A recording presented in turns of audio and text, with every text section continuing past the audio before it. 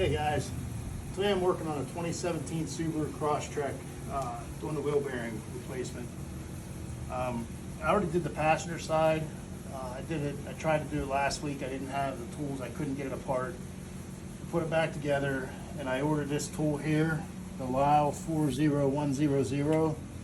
Watched a couple of videos online, and it looked like it did a really good job, so I ordered it. I ordered it from JB Tool online. I ordered it Thursday and it was here Saturday. Very fast shipping. It was $87 plus shipping and tax. I ordered a couple of other things too, so I'm gonna say it's probably about $93 or something after tax and shipping and everything. I don't know. But it comes with this plate here, the threaded shaft, this piece here, and then there's two. These are for putting your lug nuts on. And you can see the inside edge is beveled, so you can use your conical lug nuts. I'd recommend using spare lug nuts that you have laying around, or whatever you have, and not using your good ones. I didn't have anything laying around, so I did use the good lug nuts. It worked fine, didn't damage them at all. So there's that. To use this tool, you place this in here. I'm trying to do this without getting in the way so you can get a good camera view. So you put this on here, thread this on, get it threaded on here. Just thread it on a few turns. I also sprayed this shaft with WD-40 just to make sure I didn't get it bound up. Here's the instructions that come with it, but you watch this video or any of the other ones out there on YouTube, very simple to use tool. The one thing I don't like about it is most of the videos tell you to put the shaft up against the ears on your knuckle, on your steering knuckle. I don't like that, but on this car, there's no real other choice. I tried to find other spots to put something, but I will show you a possible trick. I'm probably not going to use that trick, but I'll explain it to you in case you want to do it. I did the other side. Like I said last week, I tried taking it apart. I couldn't get it, no success. Put it back together. I used this tool. I got the other side done this morning. I was so impressed with how this tool worked, I decided to go ahead and record this side. Now the other side had been sprayed with PB Blaster last week, so it had been sitting for a week with PB Blaster. This side has not been touched. These are the original wheel bearings. We bought this car brand new. These wheel bearings have never been replaced. So we live in Western Pennsylvania, so we're in the salt, kind of in the rust belt here with all the salt on the roads. The car has no rust on it, but driving in the wintertime here to get salt and rust underneath the car. So I'm gonna go ahead and start, and you may hear my air compressor kick on. The other videos I watched only showed you using a tool. I'm gonna go ahead and show you the whole process. I have not had this wheel off yet. It's been quite a while since this wheel has been off. So let me go ahead and get started here.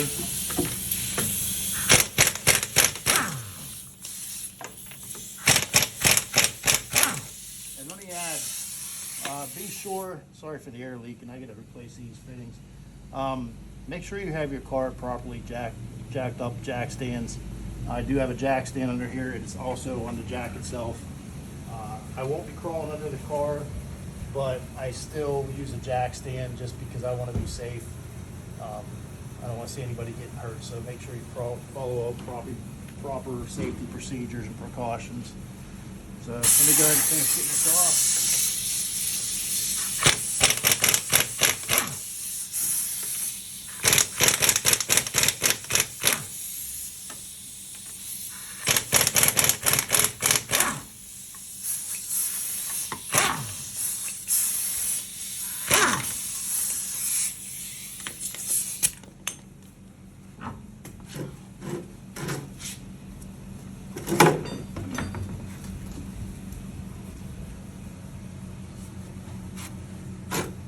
Okay, these brakes were replaced, I'd say 15,000 miles ago. The other side were still in really good shape, so I don't think I'm gonna have to worry about replacing the brakes. So Let me go ahead and I'm going to turn the wheel so I have easier access.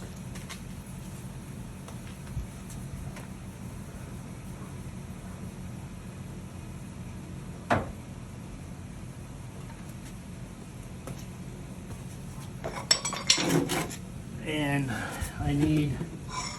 you're going to need a 19mm socket for your lug nuts and a 14mm for your caliper bolts.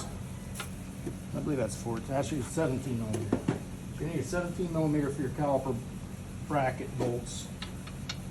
A little bit tough to get to, so what I had done, I have these, they're pretty thick wall, and you don't have the room in there to move them. So what I did was got a 3/8 drive with an extension and a 1/2-inch adapter, and then I have the room to get in there. And they're not on that strong that you have to worry about breaking the socket. Those are only torqued to, I think it's 48 foot-pounds. So it's not like they're really cranked on there. And you can do this by hand with a ratchet, or you can use the impact. It's up to you. I prefer the impact just because it's quicker and easier. So you get in here. There's one bolt.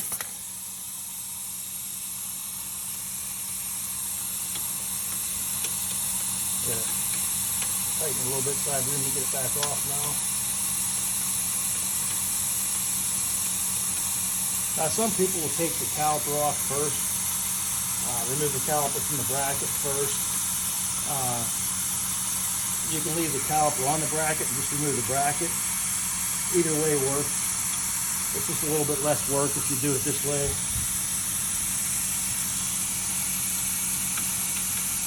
And obviously, this is a much simpler process if you have a lift. Either a lift or getting it jacked up high enough that you can get underneath the car. I make do with what I have, but a lift would make this job a lot easier. Okay, there's the second bolt. Now I have to take the first bolt out by hand because I couldn't get it all the way out.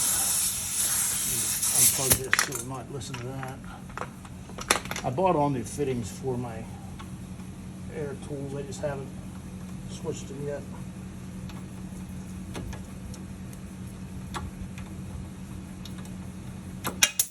So get that out as far as you can by hand with the tool.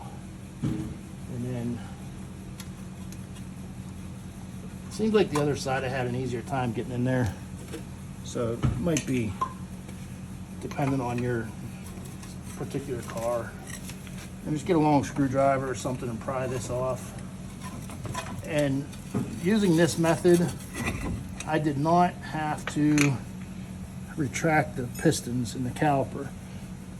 Use something like this. They're like $3. You can buy them online to hang your calipers up, just so there's no stress or tension on your brake hose. You can hang it up there. The way it's not hanging by the hose. You take your rotor off. You have to be careful with your ABS sensor here. I'm going to remove that once I get the wheels turned, but there's 2 bolts back here that I'm going to start on. These are the 4 bolts here that I have to remove to get the hub off. They're kind of tricky to get to. I believe these ones are 14mm.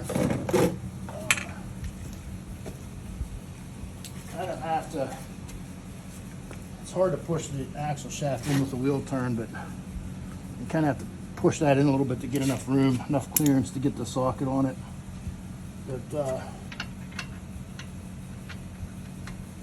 okay, I have that socket on it, and it's the same situation with this. I'm using a 3/8 drive just because the wall on the 1/2-inch drive is too big. So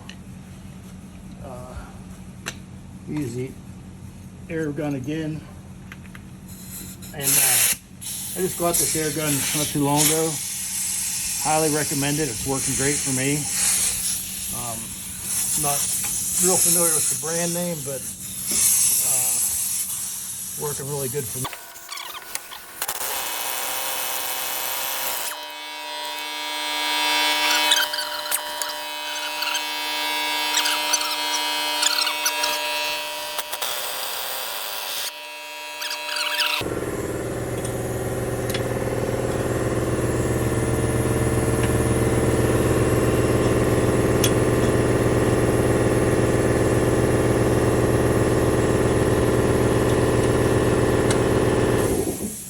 I'm kind of in the same boat on this one.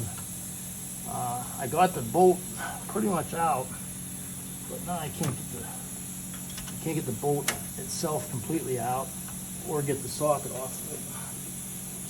So take a little bit of playing around.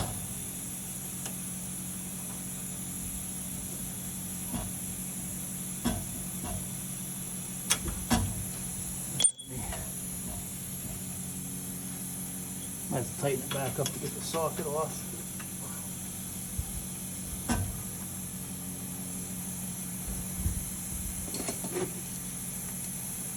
And just a point, I'm not sponsored. Lisle's not sponsoring this for me. The Aircat for the air gun, nobody sponsored me for this. It's just informational for you guys.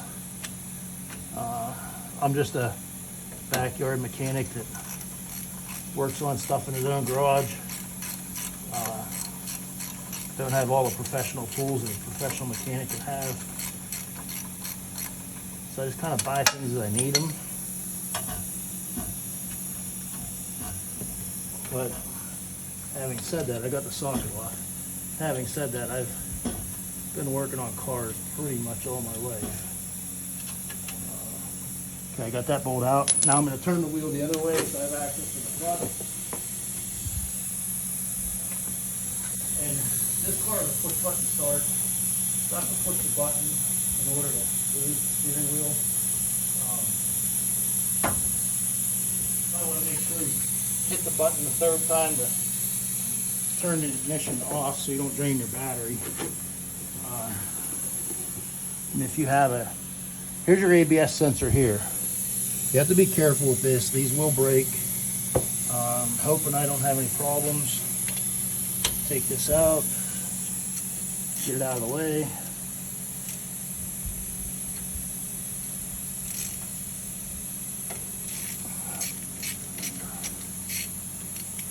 Okay, I got it loose.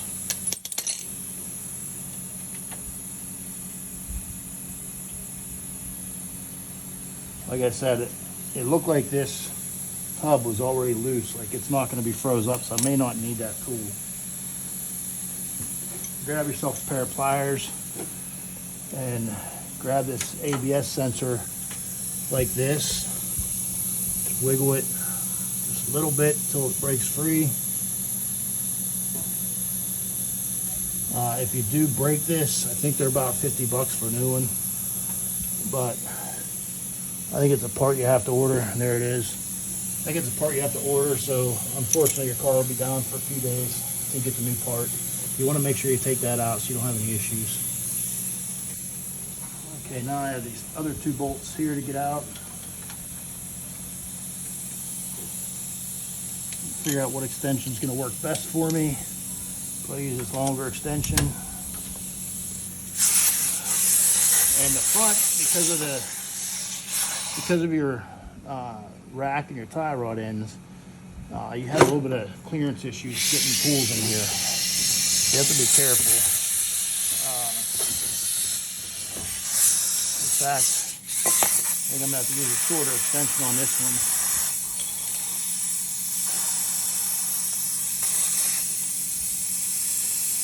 Try to keep this out of the way so it doesn't get damaged.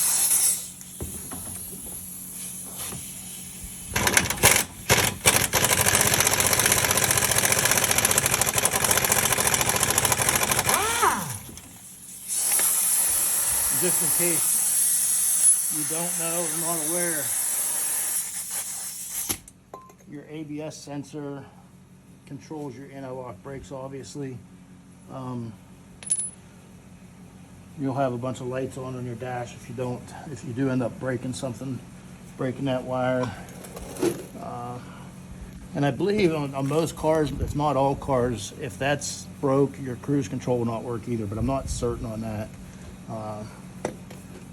That's something you could look up, but just be aware that that's a possibility.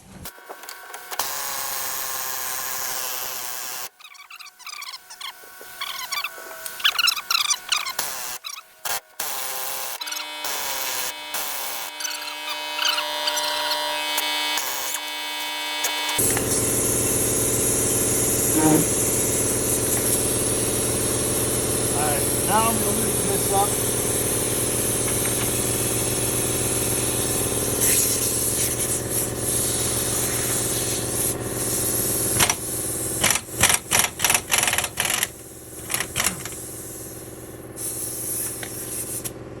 This is a 32mm socket. I'm going to put it back on by hand.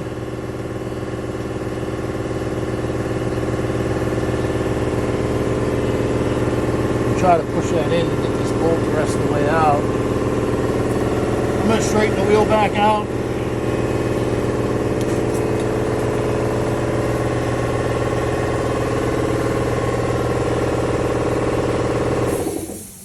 The reason I'm straightening the wheel back out is because I need to push that axle shaft in a little bit to get the bolt out.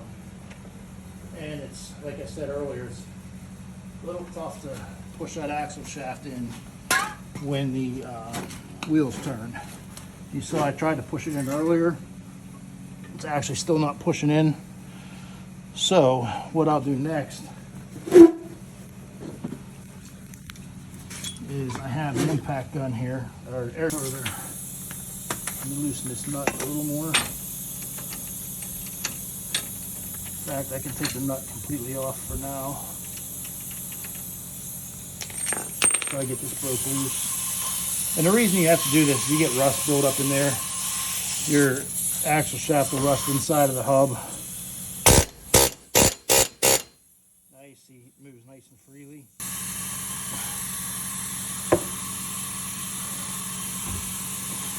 And you see how that axle moved in. Now I have room in here to, and that's all 4 bolts. I'm going to straighten the wheel out.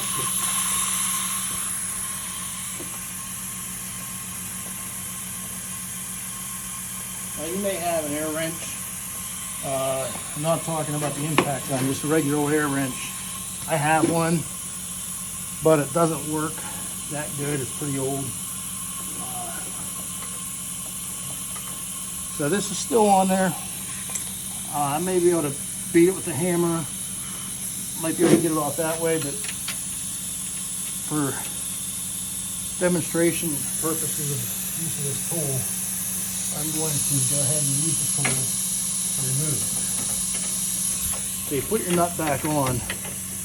The reason for that is if you have the nut off, using this tool may separate your axle flange from the hub assembly itself. And that'll cause another issue. So leave this on, just kind of finger tight to get started. And you're going to come in here. You're going to put this tool on here. You just pick 2 studs. Actually, get it on the studs. Your bevel, you want your bevel to be out if you're using your factory conical lug nuts. You see the beveled edge on the lug nuts. Fits right in here real nice. Then you grab your other one.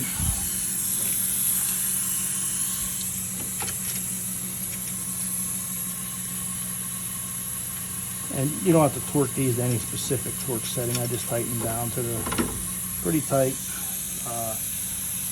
I use that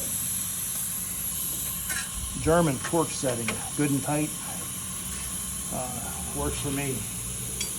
Now when I'm doing final assembly, I do torque everything properly. But for this, I'm just, the good and tight method is going to work fine.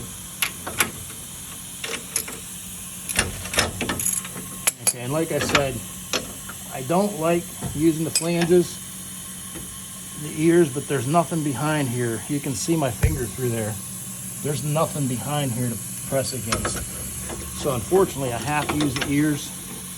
I figure worst case scenario, if I break one of the ears off, I'll just have to order a whole new steering knuckle. They do still sell them for this car. I don't want to do that, but I don't have too many other choices without having anywhere to put this against. So you can see this air gun has 3 different settings. That's reverse, that's low. I start off with low setting and get them tightened up as good as I can. This takes a 22mm socket on there. I'll spray a little bit of PV Blast on here just for lubricant. And you'll be able to see in here, you'll be able to start seeing a little bit of separation there.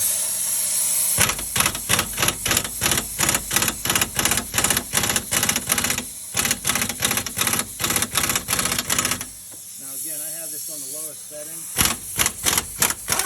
and to be fair, when I did the other side, I had to use the second setting, but I'm starting off with the easiest possible, just to try to not do as little damage as I have to.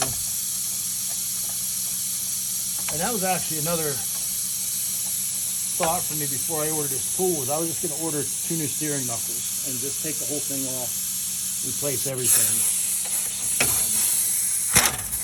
Oh, wrong way. I've done that a couple times on the other side. So.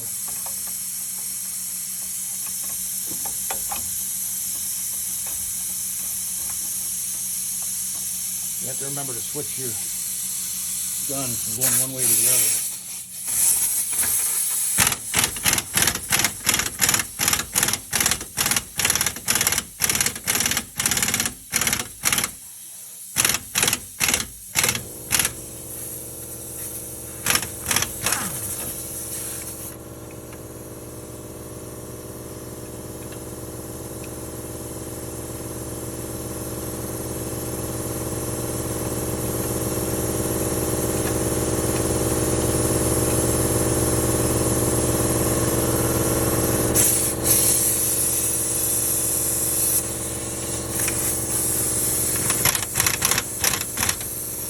You're starting to see a little bit of separation there.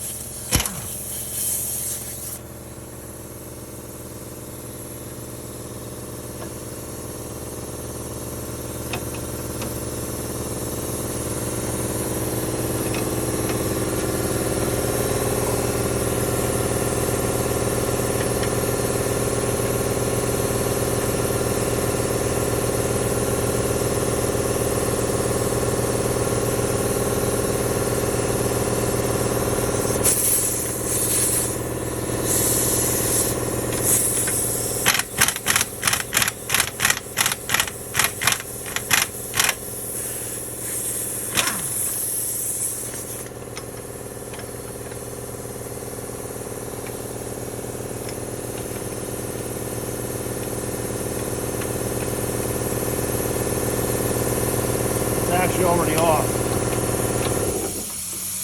You can see it's pulling out, just turning it by hand.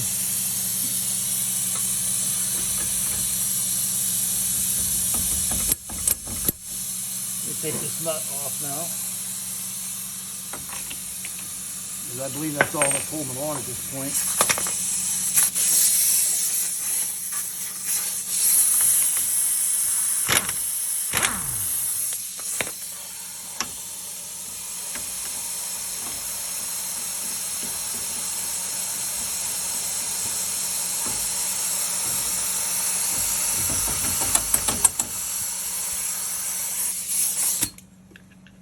Try air hammering this back in a little bit.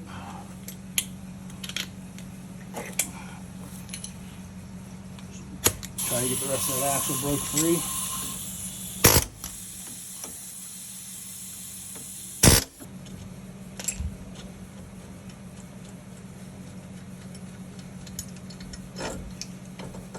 Okay, I'm going to spin this around to this side. I'll tell you why here in a second.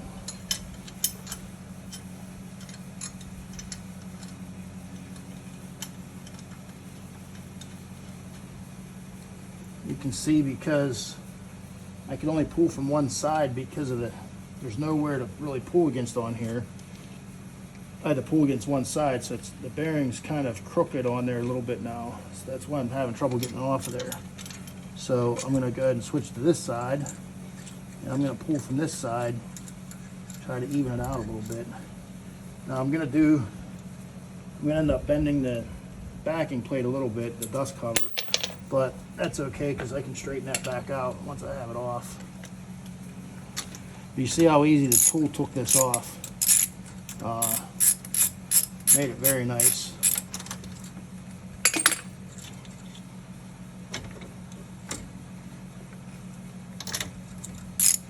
And you can see how much of a mess it makes when you spray the PB Blaster on there. You get it all over everything, and everything's slippery and slimy.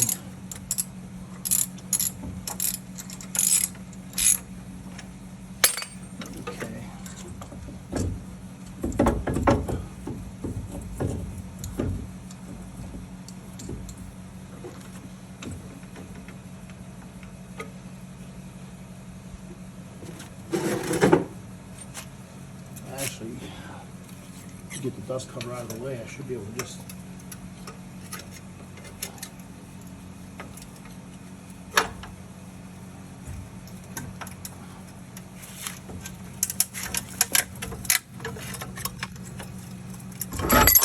there it is.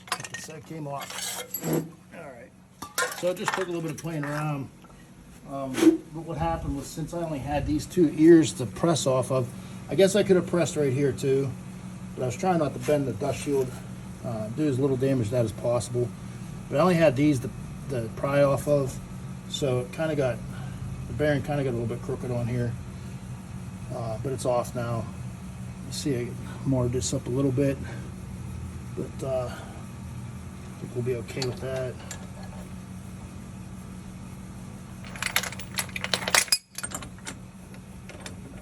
Yeah, it's still going on good.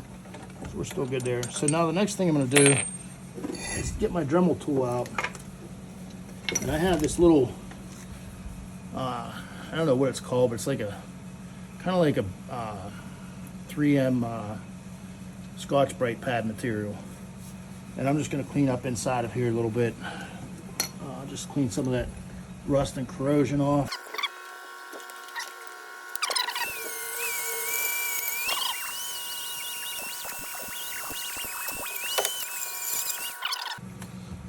So I can get that all cleaned out, and I'm going to run over and grab the parts, the other bearing from the toolbox. I'll come right back and we'll finish putting this back together.